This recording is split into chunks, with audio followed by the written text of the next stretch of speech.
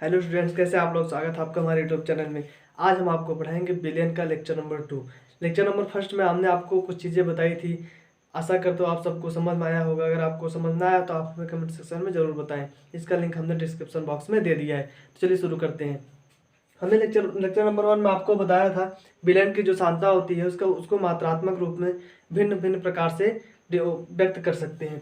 जिसमें हमने आपको कुछ चीज़ें बताई, जैसे बताया था आपको मोल प्रभाज किन किन रूप में इसको व्यक्त किया जा सकता है। मोल प्रभाज, द्रव्यमान प्रतिशतता, द्रव्यमान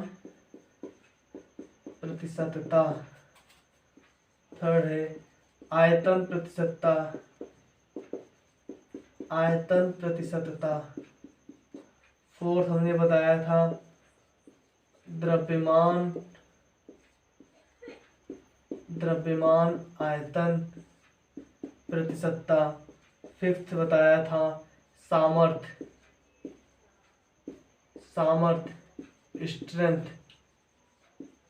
किसी विलेन की सामर्थ्य क्या होती है, ठीक है, बहुत इंपॉर्टेंट है, जो आपको कहीं नहीं मिलेगा। सामर्थ्य स्ट्रेंथ किसी विलेन क्या होती है, तो आपके अभी हम आपको बताएंगे। तो चलिए हम बारी बारी से पढ़ते हैं। और हमने कुछ आपको बताया था आपको मोलरता, मोलरता, मोललता, मोललता, नॉर्मलता।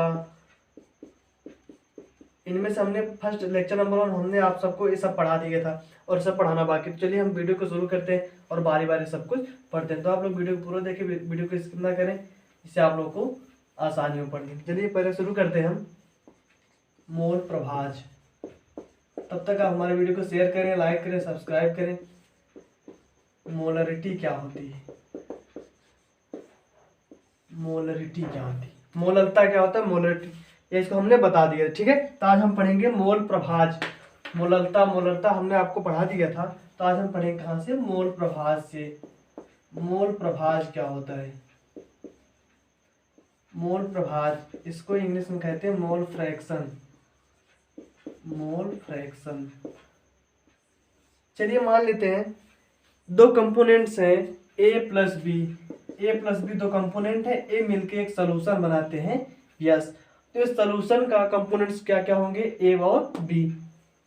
तो मोल प्रभाज क्या होता है, मोल प्रभाज विलयन में किसी भी कंपोनेंट्स का कितनी मात्रा है उसी को दिखाता है। मोल प्रभाज क्या करता है, विलयन में किसी भी कंपोनेंट है, किसी भी अवयव की कितनी मात्रा है, कितनी परसेंटेज है, वही दिखाता है। तो मान लीजिए अगर हमें एक ही मात्रा निकालना हो तो क्या हो जाएगा, ए का मोल प्रभाज बराबर, ए का मोल प्रभाज बराबर हो जाएगा ए के मोलों की संख्या, ए के मोलों की संख्या, ए के मोलों की संख्या बटे विलयन में उपस्थित, विलयन में उपस्थित, विलयन में उपस्थित कुल मोलों की संख्या, कुल मोलों की संख्या। अब विलयन में कितने मोल हैं, कितने कंपोनेंट, सबसे पहले ए और बी, तो कुल मोल कितने होंगे। मान लीजिए अगर ए के मोलों की संख्या, ए के मोलों की संख्या कितनी है एन ए, और बी के मोलों की संख्या कितनी है एन बी, तब क्या होगा, विलयन में कुल कितने मोल उपस्थित होंगे, N A plus N B. यही क्या होगा, विलयन में पूरे मोल इतने उपस्थित होंगे, क्योंकि विलयन में दो ही कंपोनेंट्स हैं, ए और बी। तो यहाँ पर क्या हो जाएगा, मैथमेटिकल फॉर्म में ए का मोल प्रभाज बराबर, ए का मोल प्रभाज बराबर क्या हो जाएगा, ए की मोलों की संख्या एन ए अपॉन विलयन में उपस्थित कुल मोलों की संख्या, कहने का मतलब N A plus N B. ये हो गया इसका फार्मूला। तो आप इस फार्मूले से किसी भी कंपोनेंट्स का मोल प्रभाज निकाल सकते हो। तो इसको आप लोग लिख लीजिए क्योंकि बहुत इंपॉर्टेंट है। अब हम पढ़ते हैं अगला। अगला है, अगला हम लोग पढ़ेंगे द्रव्यमान प्रतिशतता क्या होता है। तो आप लोग वीडियो को बहुत ध्यान से देखिए और जो ना समझ आए कमेंट में हमें जरूर बताएं, हम आपको आंसर देंगे। द्रव्यमान प्रतिशतता क्या होती है, द्रव्यमान प्रतिशतता, ठीक है दोस्तों। द्रव्यमान प्रतिशतता क्या होती है, द्रव्यमान प्रतिशतता में क्या होगा किसी भी विलयन में उपस्थित विलेय के कितना कितना उसका द्रव्यमान है किसी विलयन में, इसी को हम इसमें निकालते हैं। इसका फार्मूला होता है द्रव्यमान परसेंटेज, मतलब वेट परसेंटेज इक्वल टू होगा विलेय का भार ग्राम में बटे विलयन का भार किसमें, ग्राम में, इंटू 100। ये हो गया इसका फार्मूला वेट परसेंटेज का। द्रव्यमान प्रतिशतता का फार्मूला क्या होगा, विलेय का भार बटे विलयन का भार ग्राम में इंटू 100। यहाँ पर विलेय हमने क्यों रखा, क्योंकि यहाँ पर हमने विलेय का द्रव्यमान प्रतिशतता निकाला है। अगर आपको किसी कंपोनेंट्स का निकालना हो तो आप उस कंपोनेंट्स का यहाँ पर भार लिख सकते हैं। तो इसको एक चीज नोट करके लिख लीजिएगा आप लोग, बहुत इंपॉर्टेंट है। यह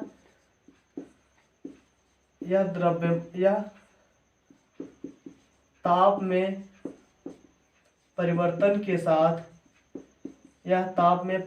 के साथ नहीं बदलता। कहने का मतलब अगर ताप में परिवर्तन होता है तो द्रव्यमान प्रतिशतता किसी भी विलयन की नहीं बदलती है। चलिए हम नेक्स्ट पढ़ते हैं, दूसरा पढ़ते हैं। नेक्स्ट है आयतन प्रतिशतता। आयतन प्रतिशतता क्या होती है, आयतन प्रतिशतता में क्या पढ़ेंगे दोस्तों, इसमें क्या होगा, जब विलेय और विलयन दोनों क्या हो, लिक्विड हो, तब क्या होगा आयतन प्रतिशतता। या जब किसी कंपोनेंट्स का हम आयतन प्रतिशतता निकालते हैं, ओ और विलयन पूरा क्या हो, लिक्विड फॉर्म में हो, तब उसका क्या निकाला जाता है, आयतन प्रतिशतता। तो वॉल्यूम परसेंटेज इक्वल टू हो जाएगा, मान लीजिए यहाँ पर अगर हम विलेय का निकाल रहे हैं तो विलेय का आयतन बटे विलयन का आयतन इंटू 100। ये हो गया इसका क्या हुआ, आयतन प्रतिशतता का फार्मूला, जब विलेय और विलयन दोनों क्या हो, लिक्विड फॉर्म में हो। यहाँ पर हमने किसका वॉल्यूम परसेंटेज निकाला है, विलेय का। यहाँ पर आप अगर किसी कंपोनेंट्स का निकालना चाहते हैं तो उस कंपोनेंट्स को उसका आयतन रख सकते हैं। यहाँ पर नोट करके लिखिएगा आप लोग, ऊपर क्या लिखा था, द्रव्यमान प्रतिशतता में यह ताप में परिवर्तन साथ नहीं बदलता, लेकिन इसमें क्या होगा, यह ताप में परिवर्तन के साथ बदलता है। इसको आप लोग लिख लीजिएगा नोट करके, जो कि एग्जाम में अगर आप लोग लिख लेंगे तो बहुत अच्छा नंबर आपको मिलेगा। चलिए अब हम नेक्स्ट पढ़ते हैं। अब नेक्स्ट पढ़ेंगे द्रव्यमान आयतन प्रतिशतता। द्रव्यमान आयतन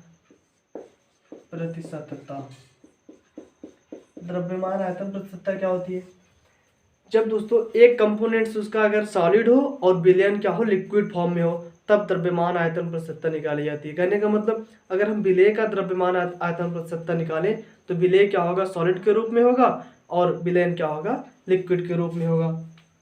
तो यहाँ पर क्या हो जाएगा, यहाँ पर हो जाएगा द्रव्यमान आयतन प्रतिशतता बराबर क्या हो जाएगा, यहाँ पर विलेय का भार ग्राम में बटे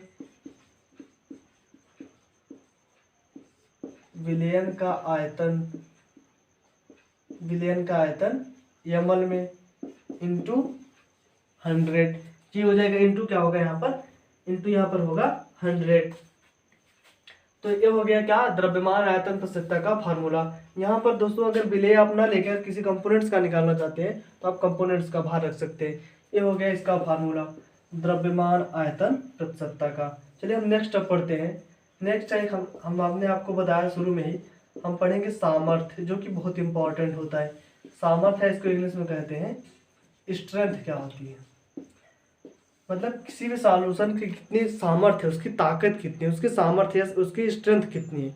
इसका एक फार्मूला होता है, सामर्थ्य बराबर फार्मूला होता है तुल्यांकी भार तुल्यांकी भार इंटू नॉर्मलता, तुल्यांकी भार गुणे नॉर्मलता किसी भी विलयन की यही क्या होती है, सामर्थ्य। इसको आप लोग जरूर नोट्स करिए, बहुत इंपॉर्टेंट है। सामर्थ्य बराबर क्या होता है, तुल्यांकी भार गुणे नॉर्मलता। तो आप लोग वीडियो को रोक के लिख लीजिए। चलिए हम आगे पढ़ते हैं। एक होता है पीपीएम। पीपीएम आप लोग जनरली सुने होंगे, जो प्रदूषण में नापा जाता है, जिसे कहा जाता है प्रदूषण आज, जैसे कहा जाता है दिल्ली के AQI में, एयर क्वांटिटी इंडेक्स में आज पता लगा कार्बन इतना पीपीएम है, 32 पीपीएम है, 300 पीपीएम है या 350 पीपीएम है। इस पीपीएम का मतलब क्या होता है? पीपीएम ये भी क्या करता है, विलयन की सांद्रता को बताता है मात्रात्मक रूप से। इसका फुल फॉर्म होता है पार्ट्स पर मिलियन। मिलियन कहने का मतलब दोस्तों कितना होता है, 1 मिलियन बराबर कितना होता है, कितना होता है, 10 लाख। 1 मिलियन बराबर 10 लाख, कहने का मतलब 10 लाख भाग में उस पदार्थ के कितने भाग हैं, यही क्या होगा, पीपीएम।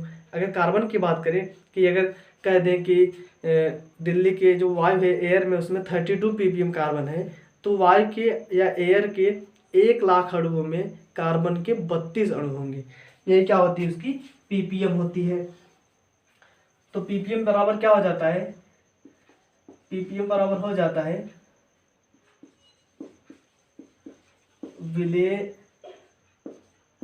विलेय का भार बटे विलयन का भार, विलेय का भार बटे विलयन का भार इंटू 10⁶। यही होता है पीपीएम का फार्मूला। अगर हम किसी भी विलयन का भार निकाल रहे हो, तब अगर हम जैसे अगर बात करें कार्बन के कितने अणु हैं, तो यहाँ पर हो जाएगा विलेय के अणु, यहाँ पर क्या हो जाएगा, तब पीपीएम बराबर तब क्या हो जाएगा, हो जाएगा यहाँ पर विलेय के अणु, विलेय के अणु अपान विलयन के अणु इंटू 10⁶। ये होगा इसका फार्मूला पीपीएम का।